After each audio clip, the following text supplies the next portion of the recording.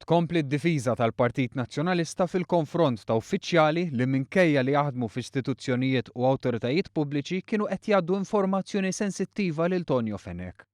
Issa kien imiss lil kap tal-Oppożizzjoni Simon Busuttil li jiddefendi dan l-aġir waqt intervista fuq ir-radju tal-Partit Nazzjonalista. U dawn in-nies aħna lesti illi niddefenduhom. Busuttil għażel li jiddefendi lil dawn l-uffiċjali pubbliċi li bil-ksur tar-regoli tas-servizz pubbliku ppruvaw jagħtu vantaġġ lill-Partit Nazzjonalista. U jiena nixtieq nibgħat messaġġ ċar ta' solidarjetà mal-ħaddiema affettwati li qegħdin jiġu intimidati lil dawn il-ħaddiema ngħidulhom aħna qegħdin hemm għalikom. F'intervista ta' nofsija Simon Busuttil naqas milli jitkellem dwar l-ekonomija tal-pajjiż. Dan ġab ir-reazzjoni tal-Partit Laburista li fi stqarrija nnota kif Busuttil m'għamel l-ebda referenza għal ħruġ ta' pajjiżna mill-proċedura ta' deficit eċċessiv li kien daħħalna fiha Gvern Nazzjonalista li Busuttil kien parti minnu.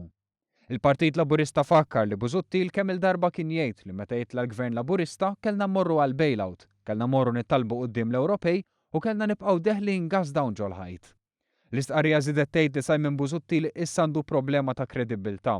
Busuttil li issa rikeb fuq il-karru tal-ambjent.